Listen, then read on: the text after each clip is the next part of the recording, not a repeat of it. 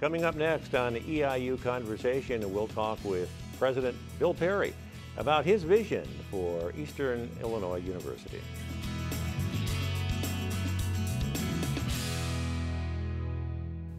And welcome to EIU Conversation. I'm Jack Neal. And again, we are joined by President Bill Perry of Eastern Illinois University. Good to have you back. Great to be back. Wanted to spend some time talking a little bit about what's going on with Eastern these days, and really looking to the future and where you see not only Eastern, but the future of higher education in the next half hour or so. But we're in a different facility here, as we are with every show. We're sort of working our way around campus and sort of touring Eastern. Could you give us a little bit about where we are today? Well, we're in the Booth Library. Used to be the south end of campus. In fact, I think when it was built, it was believed to be very, very far south. It really has expanded. The campus has expanded dramatically. Well, it has, and actually we're in the original part of Booth Library, a very beautiful part. There's an addition that was done later, which is also quite well done, and it really is a wonderful library. Not just the structure, but the services here and the attitude, because the library really is at the heart and soul, the core of a university, because this is where information is available for learning and teaching. So it serves all of us. It's served thousands of students very well for many years. And of course, we're here in the Edgar Room, named after Jim Edgar, who was EIU alum and two-term governor of Illinois. Really, and again, I'll get off the library in a little bit here, but it's a high-tech facility. This is not sort of your grandmother's and grandfather's library, is it? Well, that's right. In fact, instead of card catalog, you've got computers, rooms of computers here. Students can use those computers to access a lot of information. If I want to check a book out of the library, as I do, I can find out from my desktop in the office or at home whether the book is here, whether it's checked out or not. I can make requests for books for from interlibrary loan on those rare occasions when it's not here. And so it is very, very high tech, and that's important these days because, as our strategic plan stated in so many words, we have to be able to enable students to access, and faculty to access information anytime, any place, and almost on any device. I want to talk a little bit about the strategic plan in just a bit. Want to also, though, talk a bit about our Renewable Energy Center. We were there for the last program, and we did a tour of the facility. Where are things at that location now? Well, since that time, we've had approved by the Illinois Board of Higher Education a Center for Clean Energy Research and Education. And that center has over 50 faculty members affiliated with it, recently received a National Science Foundation grant, multi-year grant. And that center really focuses on research and teaching and public service with respect to alternative energy and clean energy. Also, it's building connections with the local school district. We want to see if there are ways that our expertise in this area will impact the curriculum of the local schools. So we have a committee of folks from campus and from Charleston High School looking at that. Indeed. You brought up EIU's strategic plan. Where are we? What's the latest there? Well, we gave a draft of the strategic plan to the Board of Trustees at our last board meeting, and the upcoming board meeting on March 2nd, we will be presenting it for the board's endorsement. As you know, the plan came about after over a year of work on campus. We had a 27-member steering committee, majority of which was faculty. We had board membership on that as liaison. And we had over 900, almost 1,000 people involved in discussions, structured sessions. And out of that whole process came several areas, 6 areas that we wanted to focus on strategically. Academic excellence, of course, that's a hallmark of Eastern, and we want to continue to build in that area. Financial sustainability, global competition and student demographics, technology, community relationships. These are the areas that we want to focus on, and we've got a set of actions under each strategic theme, and we'll be moving forward after endorsement with investing in some of those. A lot of people, as you mentioned, were involved in that process over the past year or so, a little more than that maybe. How did that go?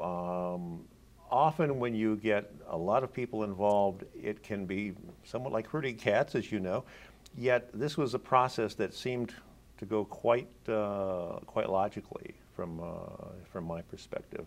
How did that happen? How did that work so well? Well, the framework for it, collaborative strategic planning, is something that's been used in the past at other universities, and our consultants for the process helped us with that. But I've got to give a lot of credit to Bill Weber, Asege Ele-Mariam, professor in psychology, and Ken Baker, director of campus recreation, who were the tri-chairs, I guess you'd say, of the steering committee and the steering committee itself for moderating and that whole process. So the committee actually broke up into groups of 2 and 3, and those individuals each moderated and facilitated these different discussion sessions around campus. So there was an organizational framework, but the key was the steering committee really carried out all the duties that they absolutely had to make that process work. Reaction you've heard has been positive? Yes, very positive from all quarters. Excellent. One of the other things that has happened recently, and I think has been real popular around the campus, I know at least with everybody I run into, is we have you locked into another 3 years at this point in time as we do this program.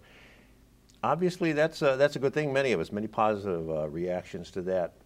Looking ahead for the next few years, what do you see as really being the need of Eastern? What do you really want to focus on? Well, first of all, Eastern, like any public university, is going to face many challenges in the future, and it's those challenges of state funding and uncertainty of it, accountability, performance-based funding, affordability, the rising cost of tuition, the income of families who want their students to achieve a college education. All those are coming together in a potent mix at a time when the economy just doesn't seem to be getting any traction. So we have, along with the other public universities, to face these challenges. One of the reasons we did the strategic planning in the timing that we did was to take into account all of those forces. And I think when you look at the strategic plan and you look at what Eastern's been doing right now in terms of enhancing retention, our Student Success Center, our consultation with Noel Levitz on our recruitment and retention and financial aid strategies, those are all focused on those issues of access and affordability. Also, the financial sustainability part of our strategic plan is built with the realization of these external factors of uncertain state funding, uncertain funding for MAP grants, and all of these issues. But what we've resolved to do with our strategic plan is to make the changes we can make, try to influence the changes we think would be beneficial for Eastern. And then for those we can't control or can't influence, we just have to track them and see what we need to do to meet those. But number one is academic excellence. We just absolutely have to continue the excellence of the education at Eastern Illinois University. And we absolutely have to continue with our valuing of personal relationships. Those two things, along with service and opportunity, really define who we are. They define the kind of education that a student can get here. I see, and this came out again in the strategic plan, is one of the themes is marketing of the university. The environment in which we recruit students and recruit their families is one where marketing is becoming increasingly important, where financial aid is becoming increasingly important. So we are moving forward with a focus on the marketing side. We have to market ourselves better. This is not unique to Eastern. Exactly, and we are basically in competition with every other school out there, are we not? That's right. The key is, though, that every student who comes here, when they graduate or when they go back home in the summer, they have to be able to tell the story to their friends and families that Eastern is a place where they're getting a great education, where the faculty and staff care deeply about the student's success, so that other people will continue to hear what has always been true at Eastern. That is, we care, we've got great faculty, we strive for excellence every day, and we're a very student-focused and student-centered campus. Because word of mouth is the best advertising, but it has to be supplemented with other kinds of marketing that gets people's attention and comes at people in a way that they want to access it. So yes, we have a Facebook page and a Twitter and all these kinds of social networking. That's an important piece of the picture, but that's going to be changing as we move forward. So that's why we have to be aware of how marketing is going to change, to be able to get people to know who we are, what we stand for. What points are you looking for as you strive for academic excellence? Give me a couple of, for examples that we need to do differently or better than maybe we haven't done in the past or aren't doing now. Well, I think that as has happened in the past and continues to happen, we're hiring great faculty. And they come to Eastern because they know the classes are small, they know they're going to get to interact with students, they know we respect undergraduate research. That will continue. I think we have to build up our technology infrastructure. It's very strong where it is now, but there are some extra steps we can take there. I think that we need to continue to build on our undergraduate research. Right now, for the National Conference on Undergraduate Research, we're usually in the top 2 or 3 in the nation in terms of numbers of students presenting. These are juried presentations. And number 1 in Illinois. I think if we continue to build that, we'll continue to be in the top 5% in the nation, top 5% of master's institutions in the nation who send individuals on for doctoral degrees in the sciences. So it's, we don't have to make any right-angle turns or anything. I think another thing we can do is take our growing expertise in energy and continue to build that. I think that EIU can be a national center for clean energy in terms of a place where you can, as we saw out when we visited the Renewable Energy Center, where you can grow it, you can test it, and then you can do commercial scale gasification. And that can be a great help to people trying to understand all the different ways we can generate clean energy. Also, it'll help the regional economy as well. So I think when we look at our areas where we have strength academically, we need to continue to build those, but we need to look for the opportunities in the new areas which can really bring us a lot of visibility.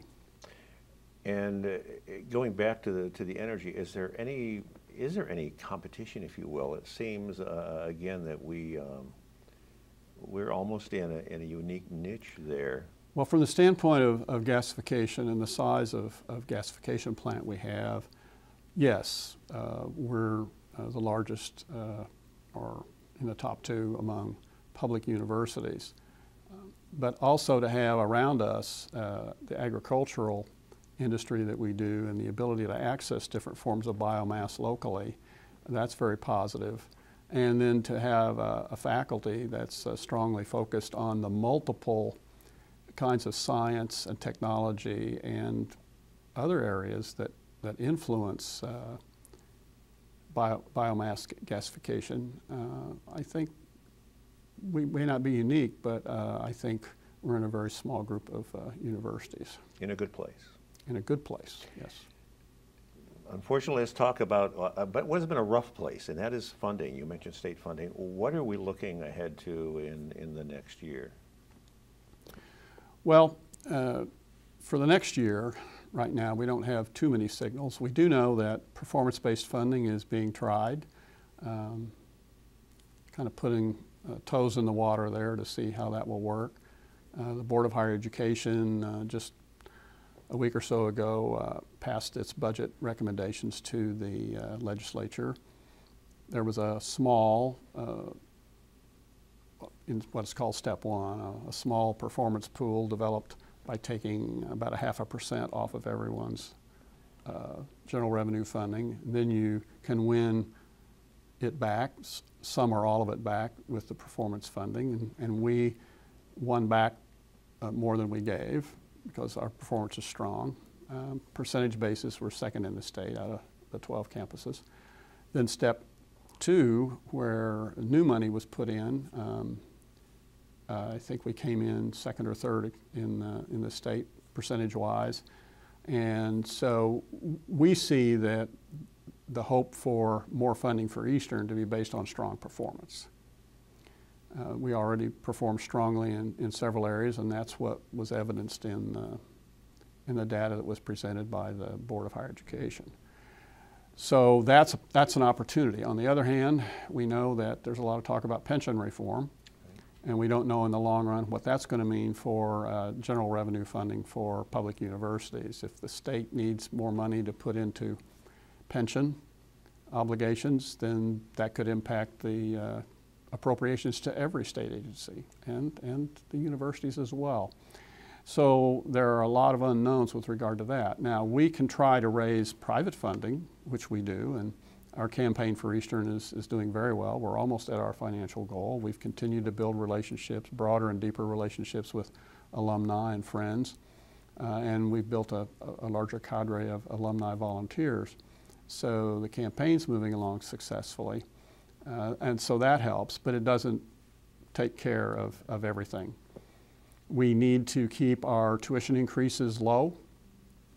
There's a lot of attention on that in the country right now. At least in Illinois, if a student comes to a public university, what they pay in tuition their freshman year is what they pay for 4 years. So they can count on, what that is. And that seems like a positive marketing, again, going back to marketing too, because again, as a father who sent four sons through school, that's important that as a family is making that decision, I would think you would want that kind of solid budget information. Well, that's right, and it is an important piece of information for individuals considering college. I think that just the total tuition amount is something that's still of concern to most people in Illinois. So we have to balance the tuition, the fees, housing costs, what kind of financial aid is available, and work with each student individually to figure out how to make a college education possible. How do you bring in more students from our surrounding states and areas outside Illinois? Well, we've begun in that area to offer in-state tuition for students from neighboring states. So we're ramping up in that area. If a student is honors eligible, then they can get resident tuition regardless of where they reside, even internationally as an undergrad. So we've seen some uptick in those areas. Clearly, as time moves forward, the cost of education to the student and to the family is going to be a larger and larger issue. So as in the past, we've been economical in our operations, we've been efficient, we've created more efficiencies and eliminated other costs. We just need to keep working on that front as well. But with that, in that whole atmosphere, that whole environment, we have to make sure that we're always supporting this education at Eastern, which I regard to be second to none. Indeed. I want to talk a little bit about the community. EIU is a part of the larger community as well, and again, a lot of folks in that community that really have ties to Eastern, whether they be an employee or have students coming here. Recently, we've had some work going on 4th Street. There's discussions possibly at 9th Street. How is the relationship with the city of Charleston? Well, the relationship's very good. We have monthly breakfasts with the mayor and city manager. In fact, we just had one this morning, and we talked about a number of issues. We look ahead. We review what's been done so far, and it was a very cooperative effort on 4th Street and on 9th Street. What kind of reaction have you gotten to that? It's been very, very positive, been generally positive for the city as well. People have questions about change always, but I think we all know that it makes 4th Street a safer street for walking across, and some of the things we've already done on 9th, and we'll be doing more this summer, will assist in safety there as well. Some of the other things that the city collaborates with us when we were building the Renewable Energy Center, we had to close streets and reroute traffic and all that, and they certainly collaborate on that. As we continue to build our marketing, the city also knows that the city of Charleston has to market itself to the families and students as well. They already do that through new student orientation and these kind of things.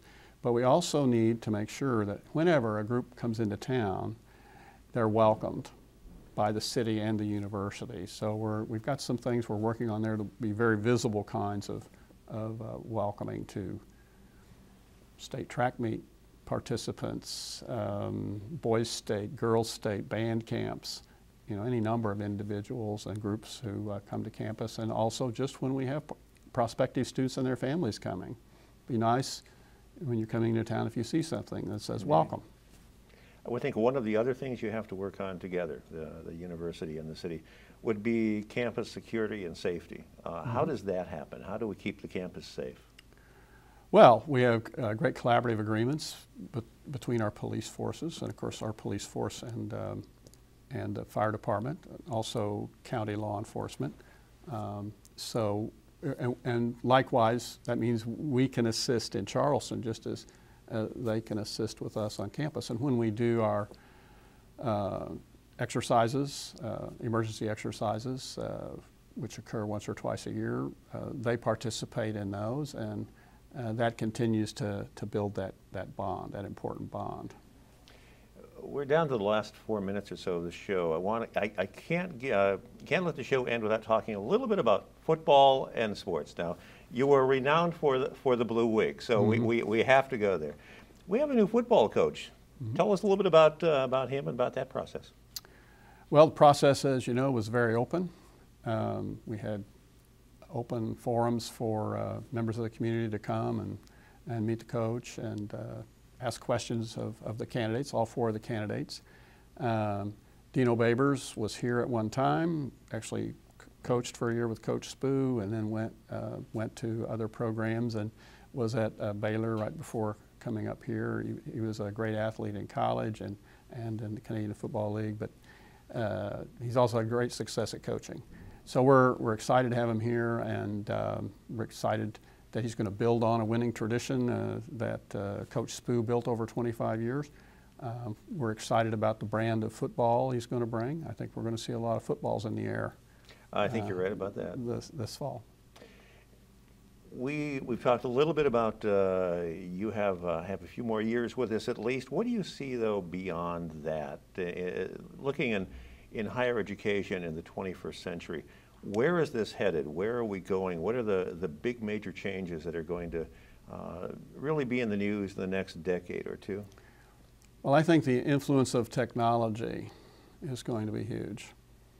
I think that universities are going to have to look at more and more creative ways to use technology to make instruction more and more effective, because the students who are coming to us now access information in ways that you and I didn't when we went to college. And so we have to figure out ways to work with that so that we can be more effective in that education. Having professors in the classes is something I believe you always have to have.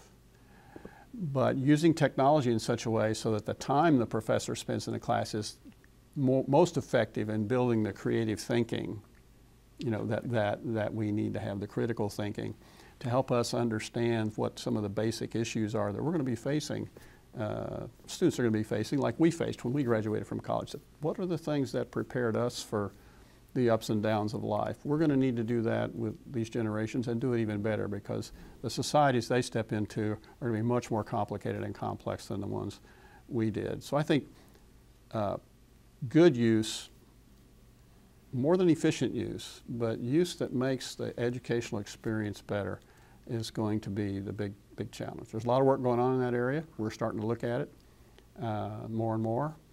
Not that we're starting from zero, we're already doing a lot there, but that's going to be huge. Going to be an interesting future in higher ed. Well, it is. Indeed. Absolutely. It has also been a quick 30 minutes. I want to thank you for spending another half hour with us on EIU Conversation, and we'll be doing this again in another few months. Good. As always, it's been a pleasure. Thank you so much, and thank you also for joining us. Again, we'll be back to talk with President Perry throughout the next year or so, every few months or so. Till then, I'm Jack Neal.